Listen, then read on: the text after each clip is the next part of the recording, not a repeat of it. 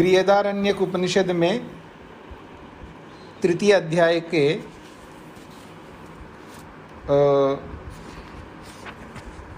9वां ब्राह्मण चल रहा है, जिसमें याज्ञवल्क्य के साथ में विदग्ध शाकल्य प्रश्न करता है।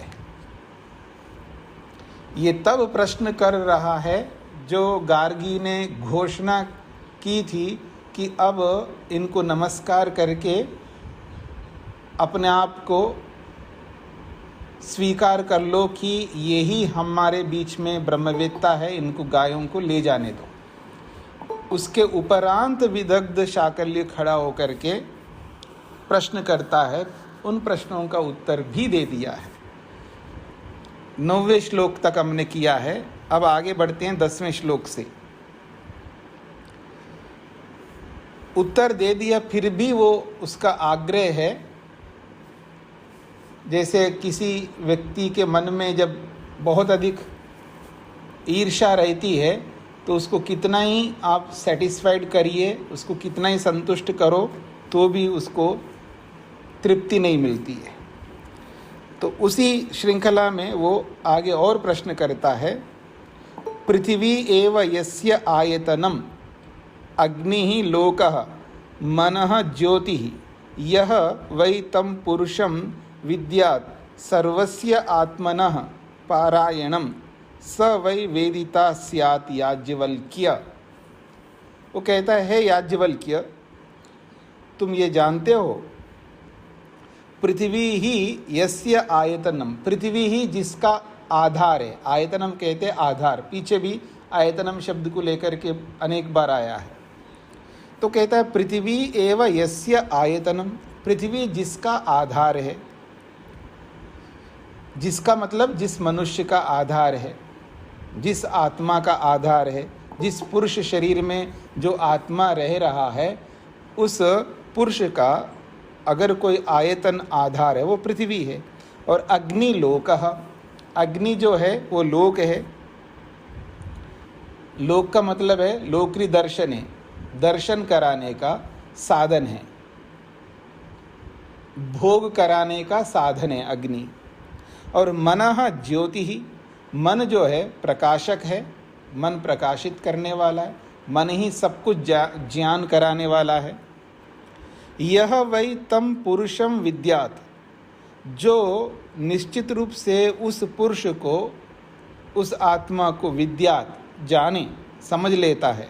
सर्वस्य आत्मनः, सर्वस्य आत्मनः सभी आत्माओं का परायणम वो आधार है, परम आधार है।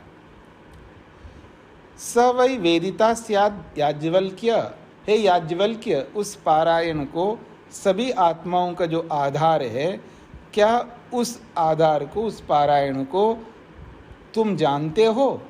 ऐसा विदग्ध शाकल्य ने प्रश्न किया है याज्ञवल्क्य से। अब याज्ञवल्क्य क्या उत्तर दे रहे? वेद वै अहम तम पुरुषम सर्वस्य आत्मना परायणम यम आत्थ य एव अयम शारीरः पुरुषः स एष वद एव शाकल्य तस्य का देवता अमृतम इतिह उवाच। तो कहते हैं, याज्ञवल्क्य उत्तर दे रहे, वेद वै अहम तम पुरुषम, जिस पुरुष की बात तुम कर रहे हो उस पुरुष को वेद जानता हूँ, अहम मैं, अहम वै तम पुरुषम वेद, मैं निश्चित रूप से उस पुरुष को जानता हूँ जिस पुरुष को लेकर के तुम प्रश्न कर रहे हो, जो कि सर्वस्य आत्मना, सभी का, सभी सर्वस्य आत्मना, सभी आत्माओं का वो पारायणम है, वो आधार है। यम आत्था, जिसको लेकर के तुम मेरे से प्रश्न कर रहे हो। यह एव अयम शारीर पुरुषा, जो यह शरीर में रहने वाला पुरुष आत्मा है। स एष, वो यही है जिसको लेकर के तुम बोल रहे हो। फिर कहते हैं वद एव शाकल्य, तुम पूछते जाओ, तुमको और क्या पूछना है वो पूछते जाओ। वद एव शाकल्य, हे शाकल्य तुम पूछो, तुमको क्या पूछना है, तेरे मन में जो भरा हुआ है ना, सारा भड़ास निकालो, जो जो पूछना है पूछ लो। तो कह रहे हैं वद एव शाकल्य, पूछो। तो वो पूछता है तस्य का देवता, जो पारायणम जिसको बोला है, पृथ्वी को सब कुछ बताया उसने, तो तस्य का देवता, उस पृथ्वी का, उस पारायणम का देवता कौन है? तो कहते हैं अमृतम इति ह उवाच, याज्ञवल्क्य कहते हैं वो अमृत है, वो अमृत है, उसकी जो देवता है वो अमृत है, ये उत्तर दिया है।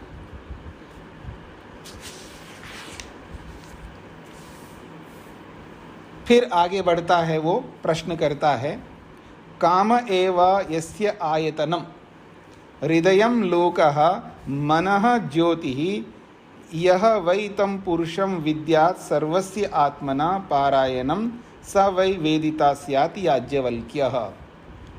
एक श्लोक आपने पढ़ लिया है कि पृथ्वी एव यस्य आयतनम अग्निर्लोकः मनः ज्योतिः, बस ये बदलता जाएगा, बाकी सब एक जैसे होंगे। वो कहते हैं काम एव यस्य आयतनम, काम का मतलब है कामनाएं, इच्छाएं, तमन्नाएं, अभिलाषाएं, जो भी हमारे मन में दुनिया भर की अभिलाषाएं रहती है, हर व्यक्ति की जो तमन्नाएं हैं, इच्छाएं जो है, ऐसा लगता है जैसे अपार है, जिसकी कोई सीमा ही नहीं है, इतनी इच्छाएं व्यक्ति की। तो काम एव यस्य आयतनम, कामनाएं जो है जिसका आयतन है, आधार है, और हृदयम लोकः, उन सब का जो आधार है, जहाँ ये सब रहते हैं, वो हृदयम है, वो हृदय है, हृदय ही उसका लोक है। देखने का, भोगने का साधन जो है वो हृदय है। और मनः ज्योति ही, मन जो है उसका प्रकाशक है, मन प्रकट करने वाला है। यह वै तम पुरुषम विद्यात्, और जो व्यक्ति ऐसे उस पुरुष को विद्यात् जानता हो, जो कि सर्वस्य आत्मनः पारायणम, सभी आत्माओं का वो पारायणम है, परम आधार है। वो जो सारी कामनाएं जो है ना, वही तो आधार है हम सबका। स वै वेदिता स्यात् याज्ञवल्क्य, क्या तुम उसको जानते हो? ऐसा उसने प्रश्न किया। तो उत्तर देते हैं वैसा ही, वेद वै अहम तम पुरुषम, मैं ऐसे उस पुरुष को जानता हूँ जिसके मन में सारी कामनाएं होती हैं, दुनिया भर की कामनाएं जो होती हैं वो सब मैं जानता हूँ। सर्वस्य आत्मना पारायणम, वो सभी आत्माओं का आधार है। यम आत्था, जिसको लेकर के तुमने प्रश्न किया, या एव अयम काममयः पुरुषः, ये जो कामना युक्त जो पुरुष है, यह एव अयम काममयः पुरुष, जो यह कामनाओं से युक्त जो पुरुष है, स एषा, वो यही है जो इस शरीर में है, विराजमान है। तो बता दिया उसने, उत्तर दे दिया इसी आत्मा को लेकर के। वद एव शाकल्य, और पूछो, तुमको और क्या पूछना है, वद, और पूछो, बोलो।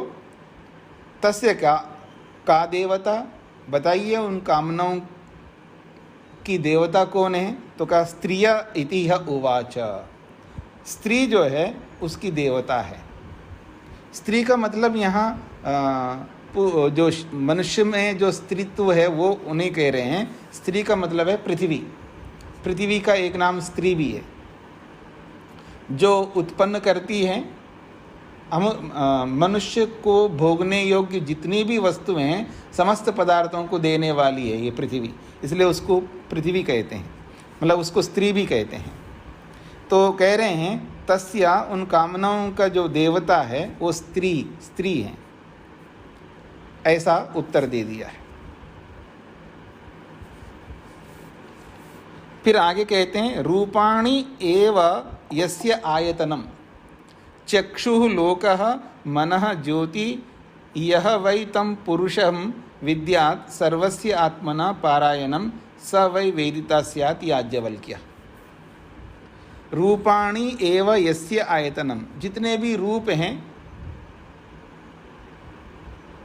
वो सब जिसका आयतन है, जिसका आधार बनते हैं। और चक्षु लोकः, चक्षु जो है दिखाने का साधन है, और मन ज्योति, और उस चक्षु को प्रकाशित करने वाला मन है।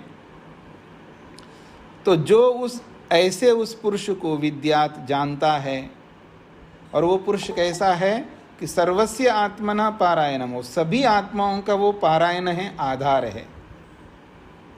स वै वेदिता स्यात् याज्ञवल्क्य, ऐसे उस पुरुष को या ऐसे उन रूपों को तुम जानते हो याज्ञवल्क्य। तो कहते हैं वेदा वै अहम तम पुरुषम, उस पुरुष को मैं जानता हूँ। सर्वस्य आत्मना, सभी आत्माओं का पारायणम, पारायण है वो।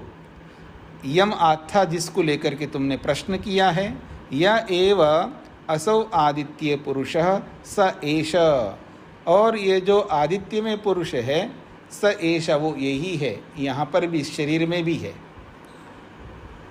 अब यहाँ परमात्मा को लिया है, अभी तक तो जीवात्मा की बात चल रही है, तो अभी यहाँ इस श्लोक में परमात्मा को भी लिया है। अर्थात यह एव असौ आदित्य, जो उस आदित्य में पुरुष है, स एष, वो यहाँ पर भी है। एष का मतलब है इस शरीर में भी है। वद एव शाकल्य, और पूछना, और क्या पूछना है आपको, वद, और पूछो। तस्य का देवता, तो बताइए उसका देवता कौन है। तो सत्यम इति ह उवाच, सत्य को बताया है, उसका जो देवता है वो सत्य है। आकाश एव यस्य आयतनम श्रोत्रम लोकः मनः ज्योतिः यह वै तं पुरुषं विद्यात् सर्वस्य आत्मना पारायणं स वै वेदिता स्यात् याज्ञवल्क्य। आकाश ही जिसका आधार है, आयतन है, श्रोत्र जो है उसका साधन है, और मन जो है उसको प्रकाशित करता है। ऐसे उस पुरुष को जो जानता है, सर्वस्य आत्मना पारायणम, सभी आत्माओं का वो पारायण है, आधार है, आकाश। स वै वेदिता स्यात् याज्ञवल्क्य, क्या तुम उसको जानते हो, ऐसे उस पुरुष को, जिस पुरुष का आधार आकाश है। वेद वै अहम तम पुरुषम, हाँ मैं उस पुरुष को जानता हूँ। सर्वस्य आत्मना पारायणम, सभी आत्माओं का वो आधार है। यम आत्था, जिसको लेकर के तुमने पूछा है प्रश्न। यह एव अयम श्रोत्रः प्रातिश्रुतकः पुरुषः स एष। यह एव अयम श्रोत्रः, यह एव अयम, जो यह श्रोत्रः, जो श्रोत्र है, सुनने वाला है, यानी श्रोत्र में रहने वाला है, ऐसा भी कह सकते। श्रोत्र का मतलब है श्रोत्र में रहने वाला, अथवा श्रोत्र का आधार है। और प्रातिश्रुत का, जो प्रतिश्रवण करने वाला है। पीछे भी प्रातिश्रुत का शब्द आया था।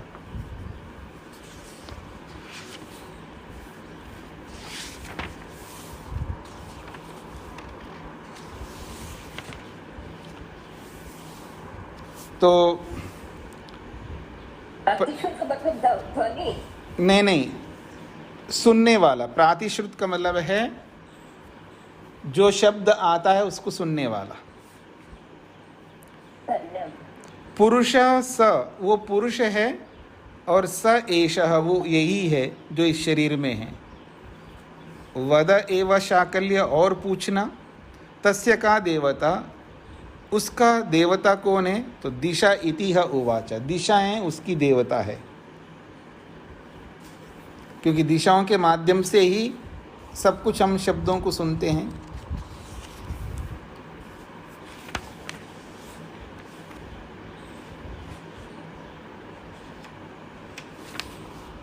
आगे बढ़ते हैं। तम एव यस्य आयतनम हृदयम लोकः मनः ज्योतिः।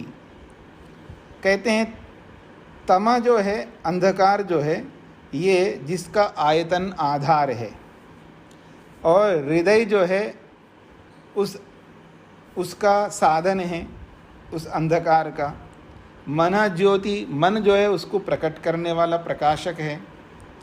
यह वै तम पुरुषम विद्यात्, जो कोई भी उस पुरुष को जानता है।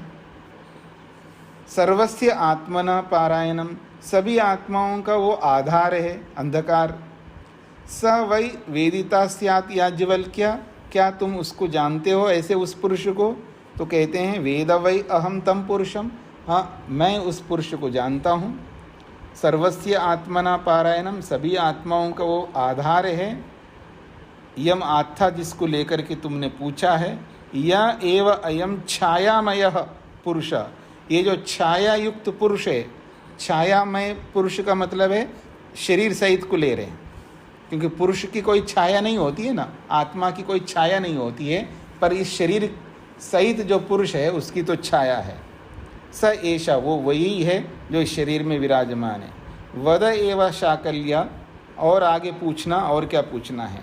तस्य का देवता, उस छाया का देवता कौन है? मृत्यु इति ह उवाचा, मृत्यु ही उसकी देवता है, क्योंकि उस छाया को मृत्यु जो है समाप्त करने वाली है। जब मृत्यु हो जाती है व्यक्ति की तो छाया भी नहीं रहेगी। जब शरीर छोड़ देता आदमी, शरीर को ही जला देंगे, अब छाया कहाँ से रहेगी?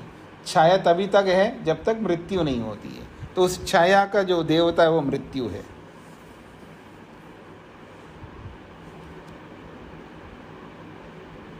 रूपाणी एव यस्य आयतनम चक्षुर्लोको, ये दोबारा आ रहा है, पीछे भी रूपाणी आया है। तो कहते हैं रूपाणी एव यस्य आयतनम चक्षुर्लोका मनः ज्योतिः, तो रूपों का जो आयतन आधार है, चक्षु उसका साधन है, मन उसको प्रकाशित करने वाला है। जो ऐसे उस पुरुष को जानता है। सर्वस्य आत्मना पारायणम, सभी आत्माओं का वो आधार है। स वै वेदिता स्यात् याज्ञवल्क्य, उसको तुम जानते हो। वेद वै अहम तम पुरुषम, मैं उस पुरुष को जानता हूँ। सर्वस्य आत्मना पारायणम, सभी आत्माओं का वो आधार है। यम आत्था, जिसको लेकर के तुमने पूछा है। यह एव अयम आदर्शे पुरुष, जो ये आदर्श में जो पुरुष है, अर्थात दर्पण, आदर्श कहते दर्पण, जो दर्पण में पुरुष है, स एषा, वो यही है। वद एव शाकल्यः, और पूछना, तस्य का देवता? असु इति ह उवाच, उसका देवता असु है। असु कहते हैं प्राणों को। तो ये जो शरीर है ना, जो आदर्श पुरुष का मतलब है, जब दर्पण के सामने खड़े होकर के जब हम देखते हैं तो हमारा जो भी शरीर जैसा भी है वैसा का वैसा वहाँ दिखता है दर्पण में। तो दर्पण में जो दिख रहा है वो यहाँ पर प्रत्यक्ष भी दिख रहा है, अर्थात यही शरीर है, वहाँ पर दिख रहा है, वहाँ पर भी आत्मा है और यहाँ पर भी आत्मा है, ये इसका अभिप्राय है। और उसकी जो देवता है वो बताया असु, यानी प्राण, क्योंकि इस पुरुष शरीर का जो आधार है वो प्राणी है, जिसके कारण से शरीर चल रहा है, जीवित है। आगे बढ़ा रहे हैं कि आप एव यस्य आयतनम हृदयम लोकः मनः ज्योतिः। आप कहते हैं जल को, जल ही जिसका आधार है, हृदय जो है उसका स्थान है, मतलब साधन है, मन जो है उसको प्रकाशित करने वाला है। यह वै तम पुरुषम विद्यात्, जो उस पुरुष को जानता है। सर्वस्य आत्मना परायणम, सभी आत्माओं का वो आधार है। आपह स वै वेदिता स्यात् याज्ञवल्क्य, ऐसे उस पुरुष को जानते हो। तो कहते हैं वेद अहम तम पुरुषम, मैं जानता हूँ उस पुरुष को, सर्वस्य आत्मना पारायणम, सभी आत्माओं का वो आधार है, यम आत्था, जिसको लेकर के तुमने पूछा है, यह एव अयम अपसु पुरुष, जो इस पानी में जो पुरुष दिखता है, स एष, वो यही है। जैसे दर्पण में हम देखते हैं तो भी दिखाई देता है हमारा शरीर, और जल जो स्थिर जल होता है जो हिलता नहीं है, उसमें भी आप अपने आप को देख सकते हैं, वो यही पुरुष है, ये कहना चाहते हैं। वद एव शाकल्य तस्य का देवता, बताइए। हाँ, वद एव शाकल्य, और आगे बताओ, प्रश्न और पूछो।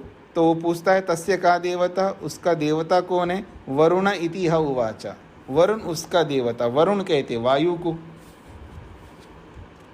क्यों वायु के आधार पर जल है। आगे बढ़ा रहे हैं, रेत एव यस्य आयतनम, रेता कहते हैं रजवीरी को, और रेत ही जिसका आयतन आधार है। हृदयम लोक, हृदय जो है उसका साधन है। मनः ज्योति, मन उसका प्रकाशक है। यह वै तम पुरुषम विद्यात्, जो कोई उस पुरुष को जानता है। सर्वस्य आत्मना पारायणम, सभी आत्माओं का वो रेत जो है, वीर्य रजवीर्य आधार है।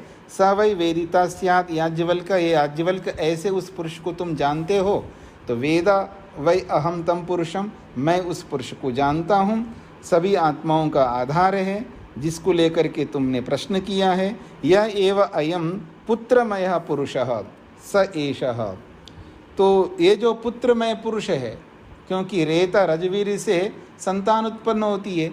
जो पुरुष, पुत्रमय का मतलब है संतान, जो संतान में जो पुरुष है, यानी संतान में जो आत्मा है, स एषः, वैसा ही आत्मा इस शरीर में है, स्वयं का शरीर। फिर आगे कहता है वद एव शाकल्य, और पूछो जो पूछना है। तो पूछता है तस्य का देवता, उस रजवीर का देवता कौन है? प्रजापति इति ह उवाच, वो प्रजापति उसका देवता। प्रजापति कहते हैं पिता को।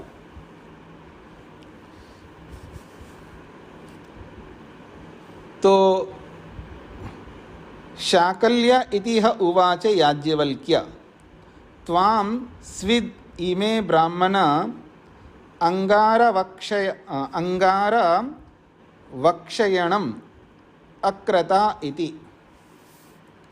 अब ये प्रश्न करते जा रहे कब तक प्रश्न करेगा, कब तक उत्तर दूंगा, ऐसा सोच करके अब याज्ञवल्क्य कहते हैं शाकल्य इति ह उवाच याज्ञवल्क्य, याज्ञवल्क्य ने जो है हे शाकल्य ऐसा कह करके उसको संबोधित किया है। संबोधित करके कहते हैं त्वाम स्विद इमे ब्राह्मणाः, वो कहते हैं इमे ब्राह्मण, इन ब्राह्मणों के बीच में, त्वाम तू जो है, अंगारावक्षयणम, अंगारावक्षयणम का मतलब है तुम अपने आप को बुझाते जा रहे हो, यानी राख बनाते जा रहे हो। अंगार अवक्षयणम, जैसे अग्नि प्रज्वलित होती रहती है, समिधाएं बिल्कुल अच्छी प्रकार से जल रही होती है, और अच्छी प्रकार जलने के बाद अंगार बन जाते हैं। अंगार बनने के बाद फिर उसके बाद राख बन जाता है। तो आप अच्छे अच्छे प्रश्न करते जा रहे थे, उसका समाधान दे दिया है, और समाधान देने के बाद में भी फिर भी इधर उधर के व्यर्थ प्रश्न करते जाओगे तो फिर ठीक है, प्रज्वलित हो करके फिर वो जैसे अंगारे बनते हैं, अंगारे बन करके राख बन जाएगा। अच्छे प्रश्न किया, उसका समाधान दे दिया है, तो आपको रुक जाना चाहिए ना। फिर क्यों प्रश्न करते जा रहे हो इधर उधर के? अब प्रश्न करते जाओ, मैं उत्तर देते जाऊँ, ये तो चलता रहेगा, ये श्रृंखला कभी रुकेगी नहीं। तो इसलिए वो कहते हैं तो इमे ब्राह्मणा, इन ब्राह्मणों के बीच में, त्वाम तेरी क्या स्थिति बन रही है, जैसे अंगारे जो है अंत में राख बन जाती हैं, वैसी आपकी स्थिति बन जाएगी। तो इसलिए कह रहे हैं अक्रता। अक्रता का मतलब है बनना, यानी अंगार अवक्षयनम अक्रता। अंगार अवक्षयनम, अंगार जो है यानी जो अंगारे हैं वो अवक्षयनम, राख की ओर होकर के अक्रता, वो राख बन जाती है। अक्रता ये क्रियापद है वैसे। इति, ऐसा मानो जैसे कि अंगारे जो है राख बन जाएं, तो वही स्थिति तुम्हारी बन रही है। इमे ब्राह्मणा, इन ब्राह्मणों के बीच में तुम कब तक पूछते रहोगे और मैं कब तक उत्तर देता रहूँगा। मुख्य बात तो हो चुकी है और मैंने बता दिया है, फिर आप इधर उधर से घुमा फिरा करके बातों को पूछते जाओ तो बढ़ाते जाओगे, जितना बढ़ाते जाओगे। स्पष्ट हो रहा है जी आपके सामने। तो क्या पूछना चाह रहे थे और क्या उत्तर दे दिया वो तो पीछे हो गए। 9वें श्लोक तक जब आप देखेंगे, 9वें श्लोक में 9वें श्लोक तक उन्होंने उस आत्मा के बारे में, जिसके बारे में ये चर्चा चल रही थी, वो पूरा उत्तर दे दिया था। तुम प्रत्यक्ष जानते हो तो बता दो, दिखाओ तो उस आत्मा को। तो उसने कहा वो त्यक, उसके लिए कहा वो त्यद है, वो परोक्ष है। परोक्ष को मैं प्रत्यक्ष कैसे दिखाऊंगा? परोक्ष चीज को प्रत्यक्ष नहीं करा, देखो ये है ऐसा थोड़ा दिखा सकता हूँ। वो तो परोक्ष ही है। जिसको देखना है उस स्थिति तक पहुंचोगे तो देख पाओगे ना आप आत्मा को। आत्मा को मैं कैसे दिखाऊंगा? दिखाए तो बहुत कुछ है, इस शरीर में है वही आत्मा, ये तो बता दिया था। फिर भी आप कहते दिखा दो आप उसको प्रत्यक्ष। ये क्यों नहीं कहते हो कि ये आत्मा है, देखो ऐसा ऐसा बताओ ना। तो कहना वो त्यद है, वो परोक्ष है। परोक्ष को प्रत्यक्ष के रूप में मैं नहीं दिखा सकता, वो खुद को ही प्रत्यक्ष करना पड़ेगा ना। मैं कैसे दिखाऊंगा आपको? मेरा प्रत्यक्ष मैं आपको थोड़ा दिखा सकता हूँ। जो मैंने देखा है वो मैंने ही देखा है ना। आपको देखना है तो आपको खुद को देखना होगा ना।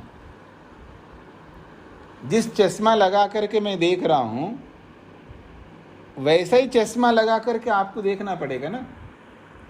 तो ये 9वें श्लोक में स्पष्ट कर दिया था। फिर भी वो आगे प्रश्न को बढ़ा करके ये सारी बातें उसने पूछा है। तो वो साधारण बातें पूछा उसने कि पृथ्वी जिसका आधार है, तो ठीक है, हमारे शरीर का जो है पृथ्वी आधार है।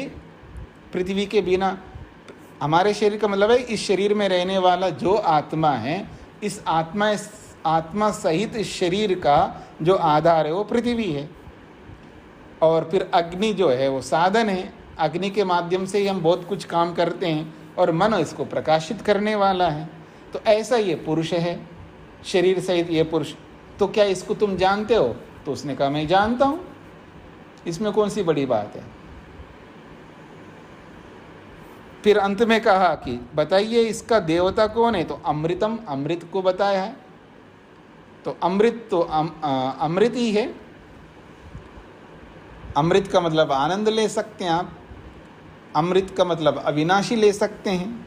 तो इस पुरुष का अगर कोई देवता है तो इस शरीर का मुख्य तत्व कौन है, मुख्य प्रतिपाद्य कौन है? तो आत्मा ही है ना, जो अविनाशी अमृत के रूप में। तो इस रूप में आप अमृत समझ सकते हैं अथवा सुख को ले सकते हैं। क्योंकि इस शरीर में हम रह रहे हैं इसलिए, क्योंकि सुख के लिए। तो इस शरीर सहित इस आत्मा का जो प्रतिपाद्य विषय, मुख्य देवता कौन है? तो अमृत बता दिया। तो ये सब साधारण सी बात है, पूछते जा रहा है। तो ऐसे ही कामनाओं को लेकर के पूछा तो उसका भी उत्तर दे दिया है। और अब देखिएगा, इन कामनाओं का जो देवता बताया वो स्त्रियां, यानी स्त्री का मतलब है प्रकृति। प्रकृति के कारण से तो कामनाएं उत्पन्न होती है हमारे जीवन में। जितनी भी कामना हैं प्रकृति को देख करके तो होती हैं। आपको मैं बता दूं कि आपको बहुत भूख लग रही है, बहुत अच्छी भूख लग रही है, और आपको होटल में या कहीं ऐसी जगह ले जाएंगे जहाँ हर प्रकार की चीज़ें खाने के होंगे। तो अब उनके सामने आपको ले जा कर के खड़ा कर देंगे, तो अब आपके मन में कामनाएं उत्पन्न हो जाएंगी, ये खाऊं, वो खाऊं, वो खाऊं, ये भी खा लूँगा, वो भी खा लूँगा, वो भी खा लूँगा, ये सारी कामनाएं पैदा होंगी। और बहुत भूख लग रही, कुछ नहीं मिल रहा है और आपको कहीं ले जाना नहीं है, आपको वेट करवाया जा रहा है और अच्छी भूख लग रही है, आप बर्दाश्त नहीं कर पा रहे हैं। अब जो भी दे देंगे ना, सूखी रोटी भी दे देंगे तो खा लोगे, केवल ब्रेड पकड़ा देंगे तो खा लोगे, अब जो भी देंगे खाने के लिए वो खा लोगे। तो ये जो प्रकृति है, ये प्रकृति ने बहुत कुछ हमें उत्पन्न करके दे दिया है। तो फिर उनको देख करके हमारे मन में विभिन्न प्रकार की कामनाएं उत्पन्न होती हैं। तो एक प्रकार से यहाँ स्त्री शब्द से प्रकृति को ले लिया। फिर आगे कहा है रूपानी एव एस आयतनम, तो रूप जो है अलग अलग रूप हैं जो हम देखते हैं, और चक्षु उसका साधन है देखने का, और मन जो है उस चक्षु को प्रकाशित करने वाला ज्योति है। ठीक है। और फिर आगे बोला है तस्य का देवता। अब इन रूपों का देवता कौन है, तो सत्यम बताया। सत्य तो बहुत बड़ी बात है। तो जिस किसी भी रूप को हम देखते हैं उस रूप के पीछे जो सत्य छुपा हुआ है वो हमको दिखाई नहीं देता है। संसार के विभिन्न रूपों को हम देखते हैं, प्राप्त करते हैं, लेकिन हमको सत्य जो है उसके पीछे छुपा हुआ वो दिखता नहीं है। इसलिए आपने ईशोपनिषद में पढ़ा है कि सत्यस्यापि हितम मुखम, ऐसा मंत्र आता है ना, हिरण्मयेन पात्रेण सत्यस्यापि हितम मुखम। ये जो पूरा का पूरा संसार है, सृष्टि है, ये ऐसी सृष्टि है हिरण्मयेन पात्रेण, ये चमकीले यानी सुवर्ण से ढकी हुई है। मतलब इस संसार के अंदर जो सत्यता है वो इसके अंदर छुपा हुआ है, और हम उस सत्य को ना देख करके उस ऊपर के जो सुवर्ण है, सोना है, उस पर हमारा आकर्षण बना हुआ है। मतलब कोई भी रूपवान वस्तु को देख करके हम आकर्षित होते हैं, देखते हैं, उसका उपभोग करते हैं, भोग करते हैं, लेकिन उस रूप के नीचे जो विराजमान है उसके पीछे छुपा हुआ जो सत्य है उसको हम देख नहीं पाते। इसलिए यहाँ पर सत्य को यहाँ पर देवता बताया है, और वो सत्य जब हमें समझ में आ जाएगा फिर हमारी जो आकांक्षा है वो सब तितर बितर हो जाएंगी। फिर कहा आकाश ही जिसका आधार है, और फिर कहा इस आकाश के अंदर होता क्या है, श्रोत्र, शब्द होते हैं जितने भी शब्द, और प्रातिश्रुत का उन शब्दों को सुनने वाला आत्मा होता है।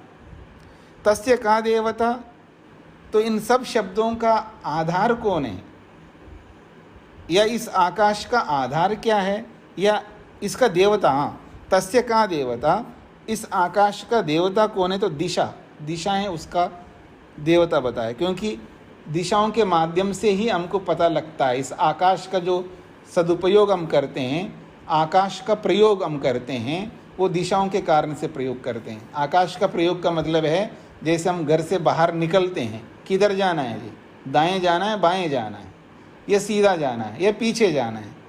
कहीं तो आप जाओगे ना, तो कैसे जाओगे आकाश में, तो दिशाओं के आधार पर ही जाओगे। तो उस आकाश का जो आधार हो जाएगा वो दिशाएं हो जाएंगी। ऐसा यहाँ पर 13वें श्लोक में बोला है। फिर कहा तमा, अंधकार को लेकर के भी बहुत बड़ी बात कही है। फिर कहा इस अंधकार का देवता कौन है, तो यहाँ पर बोला है मृत्यु। तो जब तक शरीर हमारे साथ जुड़ा रहेगा तब तक अंधकार तमा रहेगा, छाया। मतलब तमा का मतलब है या अंधकार, छाया कहिए या अविद्या कहिएगा। अब ये अविद्या रूपी छाया हमारे साथ जब तक शरीर है तब तक चलता रहेगा, और इसका नाश तब होगा जब मृत्यु होगी। ये अविद्या जब हटेगी तो जब मृत्यु हो जाएगी। अब ये मृत्यु दो प्रकार से होती है हमारी। एक तो ये है कि हम मुक्ति में जाते हैं तो ये अंतिम मृत्यु हो जाएगी, उसके बाद दोबारा शरीर नहीं मिलेगा, फिर मृत्यु नहीं होगी। और जब अगले शरीर के लिए जाते हैं, पुनर्जन्म के लिए जाते हैं, फिर वापस इसी छाया से युक्त हो जाएंगे, इसी कामना से,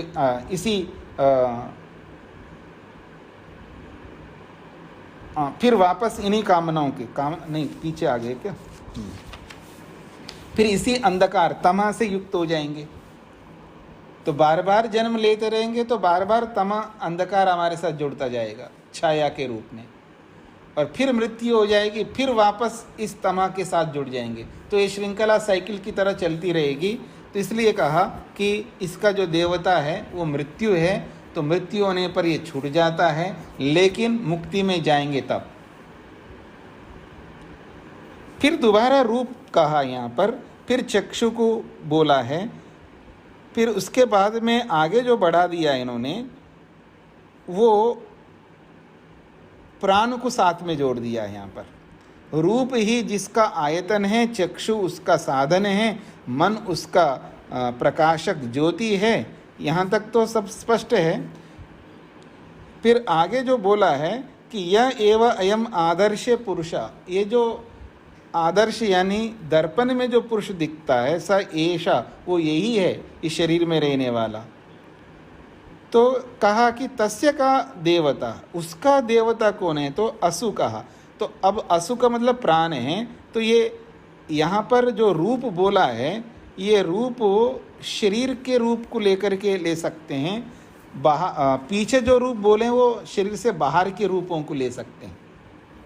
कुछ तो अंतर हमको करना होगा, क्योंकि दोनों जगह रूप जो बोला है, पीछे जो रूप बोला है 12वें श्लोक में, वो बाहर के रूप हैं। शरीर से भिन्न जितने भी रूप है उन रूपों को लेना है, और यहाँ पर शरीर के रूप को लेना है, क्योंकि इस रूप का देवता जो बोला है वो असु प्राण को लिया है, क्योंकि वो शरीर को लेकर के ही प्राणों को ले सकते हैं। बाहर के रूपों का लेंगे तो फिर वहाँ वायु होगा। तो इसलिए यहाँ प्राण जब देवता के रूप में बोला जा रहा है, तो ये जो रूप है वो शरीर के रूप को लेकर के बोला है, ऐसे समझना चाहिए। फिर कहा आपह, आपह जिस, आप पानी जिसका आधार है, ये इस बात को लेकर के आगे बात बढ़ाई है। तो तस्य का देवता वरुण इति यह उवाच, क्योंकि या एव अयम अपसु पुरुष स एषा, ये जो पानी में जो पुरुष है वही इस शरीर में है। तो अब इस पानी का देवता पूछा है तो वरुण बताया। तो वरुण वायु को कहते हैं, क्योंकि पानी और वायु का गहरा संबंध है, ये आप भी जानते हैं। फिर आगे बढ़ कर के रेतः को लेकर के, रजवीरी को लेकर के बोला है। तो रजवीर ही जिसका आधार है, जो भी पुरुष आता है शरीर में, उसके पीछे जो आधार है वो रजवीर ही है। ठीक है, ये सब ठीक हो गया है। फिर कहा तस्य का देवता, इस रजवीर का देवता कौन है? तो प्रजापति को बोला है, क्योंकि प्रजापति वो होता है जो कि प्रजा का पालक है, संरक्षक है। वो माता भी है और पिता भी। प्रजापति से केवल पुरुष को नहीं लेंगे, मतलब केवल पिता को नहीं लेंगे, पिता और माता दोनों को लेंगे, क्योंकि रजवीर जो है दोनों के माध्यम से प्राप्त होता है। तो यहाँ पर प्रजापति से माता पिता को लिया जा रहा है। तो यहाँ तक पहुँचा दिया जी। अब आप में से किसी कुछ पूछना हो तो पूछिएगा इनके बारे में। किसी को समझ में नहीं आ रहा है तो भी पूछ सकते हैं। तो हमने 19वें श्लोक तक हमने 18वें श्लोक तक किया है। तो आगे फिर देखेंगे। अभी आप प्रश्न कर सकते हैं जी। 18वां के अंगार वाला आप समझा रहे? जी जी समझा दिया था। दोबारा बता दूं कि जैसे हम अग्निहोत्र करते हैं तो अग्नि प्रज्वलित हो रही है, तो बहुत अच्छी संविधाएं आपने लगाई है। और जैसे पंचघृत आहुतियाँ आप देते हैं तो प्रचंड रूप में अग्नि प्रज्वलित होती है। तो और फिर आपने जो क्या बोलते हैं, आपको जो 16 आहुतियाँ देनी हैं वो दे देते हैं आप। अग्नि ज्योति वाले जो भी अग्नि स्वाहा जो भी आपकी आहुतियाँ हैं वो सब दे देते हैं, तो वो पूर्ण हो जाता है। जब अंतिम सर्वम वै पूर्णम की स्थिति में जाते हैं तो वो समापन की ओर होता है। और सर्वम वै पूर्णम करने के बाद में फिर आप कुछ करने लग जाते हो ना, कई बार पता नहीं क्या क्या करते रहते हैं आप लोग। कुछ लोग होते हैं कि उसमें पता नहीं गूगल डाल देते हैं और धुआं उत्पन्न करते हैं, पता नहीं कुछ ना कुछ करते रहते बाद में। एक बार सर्वम वै पूर्णम हो गए तो उसको छेड़ना नहीं, वहीं रुक जाओ। हो गया ना सर्वम वै पूर्णम, उसके बाद कुछ नहीं करना। पर पता नहीं क्या क्या कुछ ना कुछ करते। आदमी को लगता है जैसे कि जितना अधिक आहुतियाँ दे दो ना, इस मंत्र से उस मंत्र से उस मंत्र से, तो मेरे को ज़्यादा पुण्य मिलेगा, ऐसा सोचता है व्यक्ति। इसलिए पता नहीं कितने कितने मंत्र इकट्ठा करके ये उसके लिए, ये बुद्धि के लिए, ये ऐश्वर्य के लिए, ये व्यापार के लिए, ये उसके लिए, इसके लिए, बस देता रहता है, देता ही रहता है। अब देते रहो, कितनी आहुतियाँ देते रहो, उसका कोई अर्थ नहीं है। जो मुख्य चीज है उस पर फोकस करो, उसको समझने का प्रयत्न करो। वो हो गया, इनफ हो गया, मतलब हो गया, उसके आगे नहीं। अलम अलम अति विस्तारेण, जो हो गया हो गया। तो ऐसे यहाँ पर जो उत्तर दे दिया था, आपने प्रश्न किया तुम ब्रह्म को जानते हो, तो जानता हूँ, और कैसा जानता हूँ, वो कैसा, वो सारी बातें बता दी है 9वें श्लोक तक। उसके बाद भी फिर आप पूछते जा रहे हो, तब याज्ञवल्क्य कहते हैं ये शाकल्य, जैसे अग्नि प्रज्वलित ठीक से हो जाती है, उसके बाद फिर उसकी जो अगली गति होती है, आगे की गति होती है, वो अंगारे की ओर होती है। फिर वो अंगारे बन जाते हैं, अंगारों से फिर राख की ओर जाता है। तो तुमने जो प्रश्न किया था उसका उत्तर दे दिया है, तो फिर तुम प्रश्न करते जाओगे तो अंगारे बन जाओगे, फिर अंत में जाके राख बन जाओगे। क्या फ़ायदा है ऐसा पूछने का? ये इसका अभिप्राय है। जी माता जी, स्पष्ट हो गया? धन्यवाद स्वामी जी। जी जी,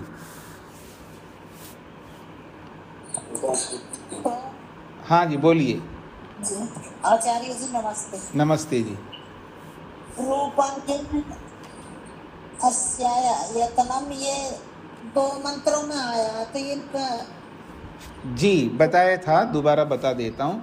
के लिए जी, पहले जो रूपानी यस्य आयतनम, रूप जिसके, आयतन कहते आधार, रूप ही जिसका आधार है, जिसका मतलब है ये जो शरीर में रहने वाला आत्मा है, पुरुष है, जिसको हम पुरुष कहते हैं। तो पुरुष का जो आधार है वो रूप है। विभिन्न प्रकार के रूप है जो बाहर के रूप हैं। जितने भी रूप देखते हम संसार के अंदर, जितने भी दृश्य देखते हैं जो आंखों के विषय बनते हैं, वो तो वो रूप है जो बाहर के रूप, यानी बाहर की वस्तुएं। और फिर पीछे जो बोला इन्होंने 12वें श्लोक में तो बाहर के रूपों को बोला है, और 15वें श्लोक में जो रूप बोला है वो शरीर के रूपों को लेकर के बोला, शरीर तक सीमित रखा है। जी धन्यवाद जी। और कोई?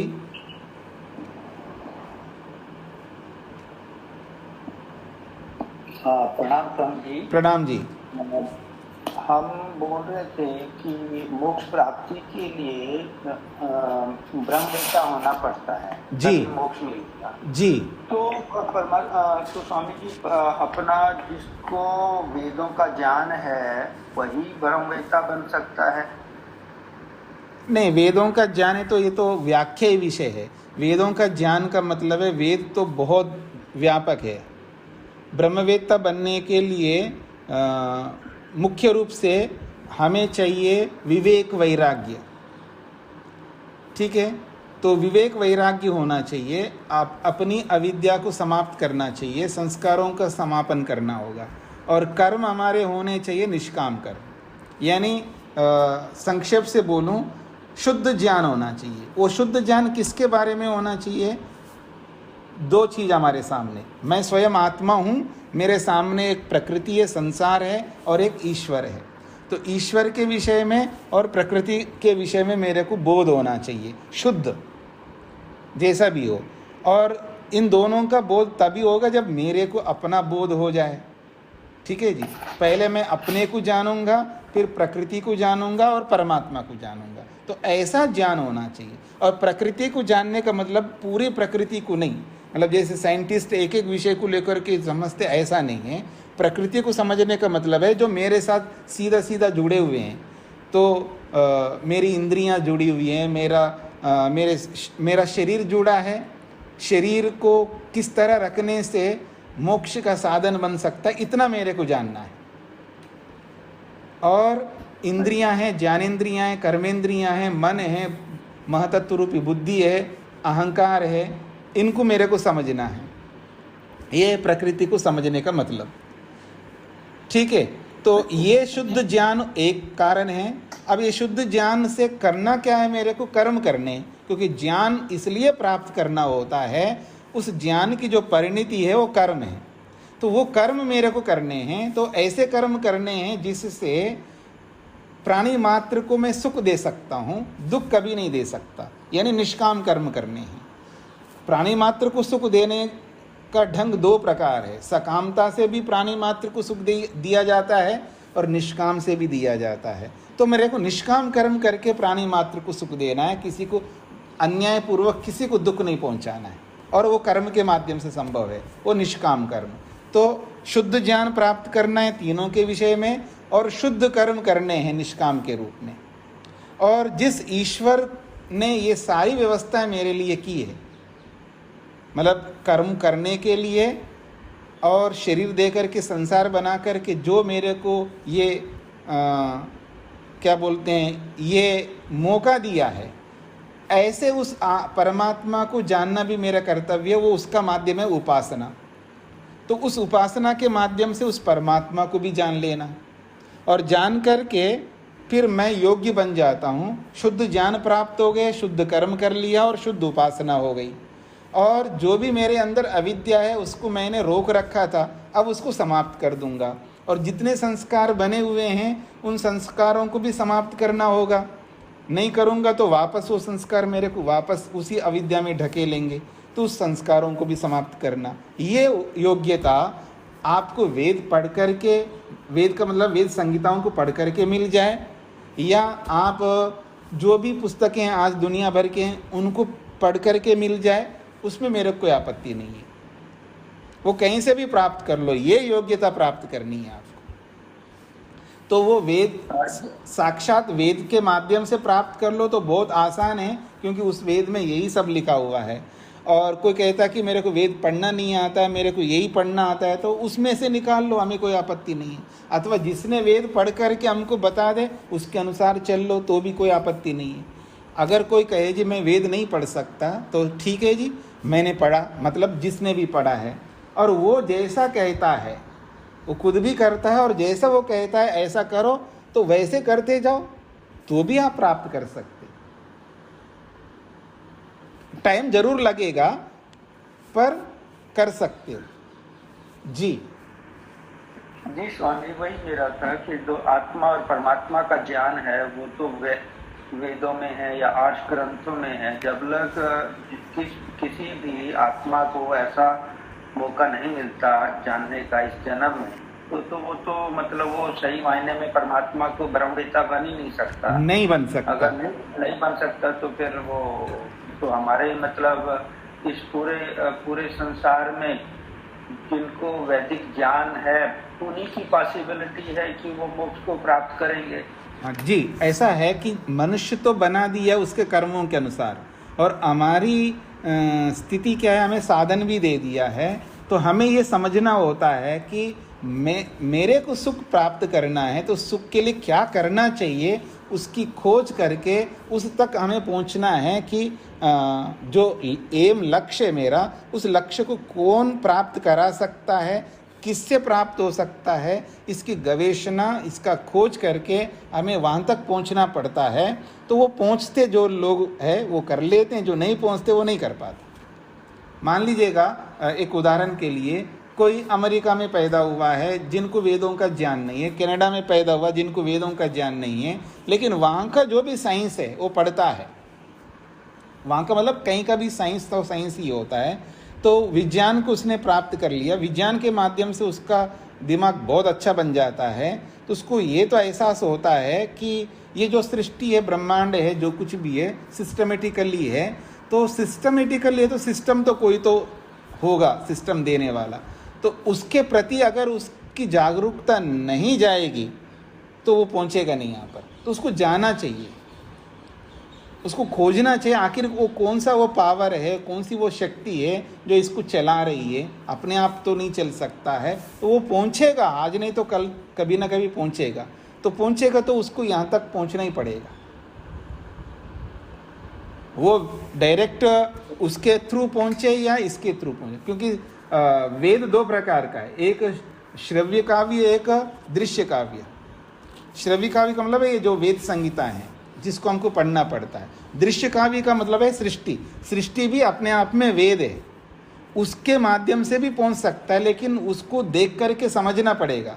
मतलब जैसे अभी मैंने बोला है कि वो इतना पहुंच गया इतना दूर तक कि उसने बहुत कुछ साइंस के थ्रू समझ लिया है, वो उसको एहसास हो रहा है कि इतना बड़ा संसार है और वो भी सिस्टमेटिकली है, तो इस सिस्टम को देने वाला कोई तो होगा, पावर, वो नाम कुछ भी रख दिया, हमें कोई आपत्ति नहीं है, तो उस पर उसकी दृष्टि जरूर जाएगी दृश्य काव्य को देखने पर, और जिसकी जाएगी और उसमें पहुंचेगा तो वो भी यहाँ तक पहुंच सकता है। जी जी जी स्वामी, धन्यवाद जी। हाँ जी, और किसी का कोई प्रश्न? हाँ श्री जी। स्वामी जी, हाँ रुकना जी, श्री जी पहले हाथ खड़ा कर रहे थे जी।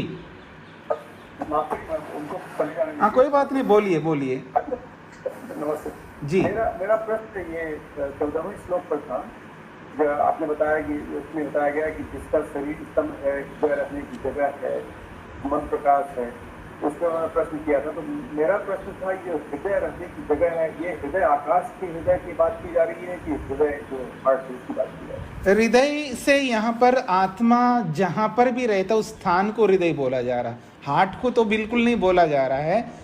जीवात्मा का निवास स्थान, यानी जहाँ भी आत्मा रहता है जिस स्थान पर, उस स्थान को हृदय बोला है जी। हाँ अब पूछिए पुष्पलता जी, माता जी। हाँ ओम नमस्ते स्वामी जी। नमस्ते जी। ये शुद्ध ज्ञान जो आपने बोला है, शुद्ध ज्ञान का मतलब आत्मिक ज्ञान, तात्विक ज्ञान से है? नहीं, तत्व तीन है ना संसार में, आत्मा नहीं, शुद्ध ज्ञान जो है, आत्मा का भी शुद्ध ज्ञान चाहिए, प्रकृति का भी शुद्ध ज्ञान चाहिए, ठीक है जी, और आत्मा के साथ साथ परमात्मा का भी शुद्ध ज्ञान चाहिए। तो आत्मा, परमात्मा और प्रकृति, प्रकृति का मतलब है सृष्टि, ब्रह्मांड, इन तीनों का शुद्ध ज्ञान चाहिए जी। हाँ मेरे तात्पर्य है शुद्ध ज्ञान, शुद्ध ज्ञान का मतलब आत्मिक ज्ञान से है? नहीं, शुद्ध ज्ञान का मतलब है यथार्थ ज्ञान। एक होता है, देखिए, एक होता है मिथ्या ज्ञान, गलत ज्ञान, और एक होता है सत्य ज्ञान। सत्य ज्ञान कोई भी हो सकता है, जैसे मैं बता दूं आपको, जैसे हम जिस मोबाइल को ऑपरेशन करते हैं, मोबाइल को चलाते हैं, तो इसका शुद्ध ज्ञान है भाई, इसको ओपन करने के लिए ये बटन है और यहाँ ऐसे करना है, जो भी जानकारी इसकी मोबाइल की, तो वो शुद्ध ज्ञान ही है। अगर अशुद्ध ज्ञान क्या होता है? मिथ्या ज्ञान होता है, जिसको ऑन करने के लिए दबाना चाहिए उसको दबा नहीं रहे हैं, कुछ और ही दबा रहे हैं, तो वो ऑन हो ही नहीं रहा है, वो अशुद्ध ज्ञान है, वो मिथ्या ज्ञान है। मान लीजिएगा किचन में जाकर के, जिसको किचन में सामान कौन सा कहाँ रखा है जिसको पता नहीं है, तो जाकर के वो और मान लीजिए रॉक सॉल्ट जो है, सेंधा नमक जो, वो भी पिसा हुआ है और मिश्री भी पिसी हुई रखी हुई है, दोनों सफ़ेद वाइट दिखता है, और उसको लगा है कि यही शुगर है, यही मीठा है, और वो दूध पीना है उसको, रात को सोते समय दूध का ग्लास रख लिया है और एक डिब्बा उठाया है और उसने मिला लिया है उसको, नमक को, मिश्री के पाउडर की जगह वो सेंधा नमक मिला दिया और जैसे पीने लगा तो उसको पता लगा, तो वो तो मिथ्या ज्ञान हो गए ना उसको। और तत्वज्ञान क्या है? उसने पहले खोला है, पता तो नहीं है उसको कौन सा मीठा है, तो उसने खोल के रखा है दोनों को, दोनों एक जैसे दिख रहे हैं, थोड़ा थोड़ा चेक करके देखा ये तो नमक है और ये मीठा है, और जो मीठा लगा उसको ओपन रखा है और जो नमक लगा उसको बंद करके रख दिया और फिर उसको मिलाया और पी लिया। ये तत्वज्ञान है। ऐसा तत्वज्ञान होना चाहिए, प्रैक्टिकल तत्वज्ञान, क्रियात्मक तत्वज्ञान। शाब्दिक तत्वज्ञान की यहाँ आवश्यकता नहीं है जी। यानी योगी का जो ज्ञान है वो उसको कोई माना है? योगी की बात नहीं, तत्वज्ञान आपको भी है ना। हाँ वो तो है, लेकिन जो ब्रह्म को प्राप्त करने के लिए तो योगी वाला ही ज्ञान चाहिएगा ना। इसको ऐसा समझ लीजिएगा, योगी वाला ना बोल करके कोई भी आत्मा रूपी वस्तु का तत्वज्ञान कर ले, परमात्मा रूपी वस्तु का तत्वज्ञान कर ले, प्रकृति रूपी वस्तु का तत्वज्ञान कर ले, जो भी कर लेगा वो तत्वज्ञान होगा, और वो तीनों का कर लेगा तो अपने आप योगी बन जाएगा। जी जी धन्यवाद। जी जी। और तत्वज्ञान जो है हर जगह ज़रूरत होती है, हर व्यक्ति के पास तत्वज्ञान है। मतलब जैसे खाना बनाने वाले को तत्वज्ञान खाने के बारे में है, बनाने के बारे में कि करेले को कैसे बनाया जाता है और भिंडी को कैसे बनाया जाता है, बैंगन को कैसे बनाया जाता है, लौकी को कैसे बनाया जाता है, वो उनका काम है, उनको उसका तत्वज्ञान है। और पति को भेज तो कभी किचन में गया नहीं है, कभी सब्जी काटी नहीं है, कभी कोई सब्जी बनाई नहीं है, मानो अब उनको तत्वज्ञान है ही नहीं है। ठीक है जी। तो ऐसे और पति जिस काम को करता है उस काम का तत्वज्ञान उनको है, वो पत्नी को नहीं है तत्वज्ञान उसका। तो किसी भी विषय का तत्वज्ञान होता है और किसी भी विषय का मिथ्या ज्ञान होता है। तो जिससे भी हम संबंधित हैं उसका तत्वज्ञान हमको होना ही चाहिए जी। हाँ, माता विजय जी कुछ पूछ रही हैं?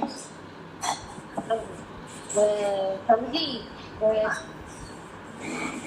मुख्य देवता मतलब 1.5 बाजू को बोला है कि इसमें देवता 1.5 है, वो जरा समझना चाहूंगी। 1.5 तो वो तो अध्यर्ध शब्द का अर्थ 1.5 भी होता है और अध्यर्ध शब्द का अर्थ दूसरा भी होता है। अधिक उन्नति की ओर जाना भी अध्यर्ध कहलाता है। तो वहाँ वास्तव में 1.5 नहीं है, वो अधिक उन्नति की ओर ले जाने की बात कही है जी। अच्छा जी जी जी, ठीक है, धन्यवाद। हाँ जी हाँ जी। और कोई?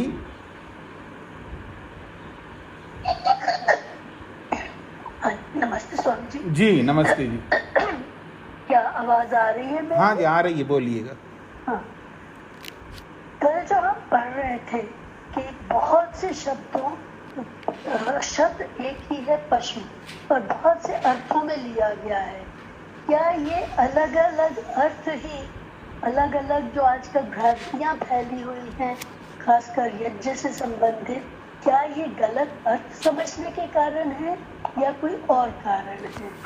कारण तो बहुत हो सकते हैं, लेकिन गलत समझना भी एक बहुत बड़ा कारण है।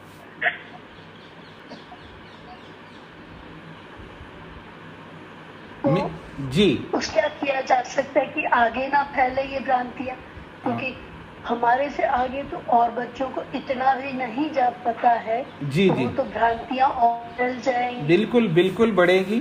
तो वो तो ये जो प्रचार जिसको हम कहते हैं, वो प्रचार हमें करना होगा कि आजकल प्रचार का माध्यम जो है अभी जाकर के कहीं सत्संग के रूप में होना बड़ा कठिन हो रहा है।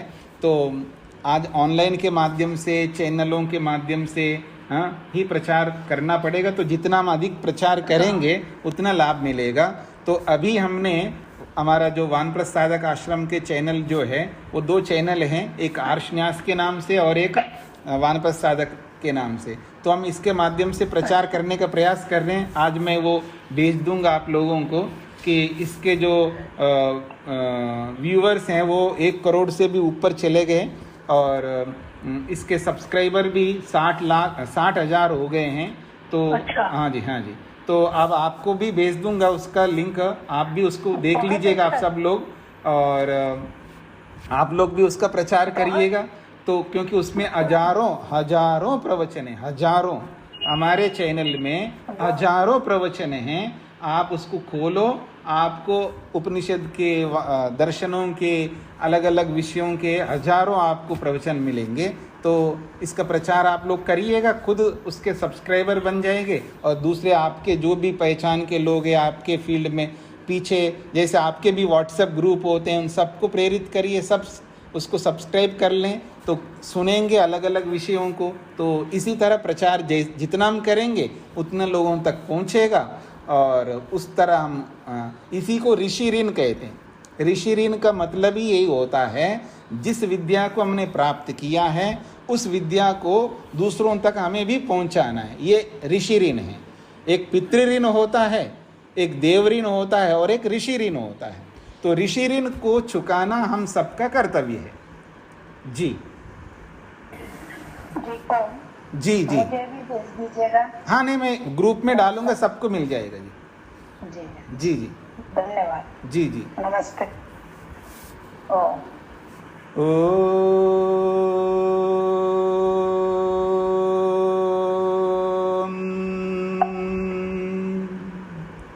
ओम ओम।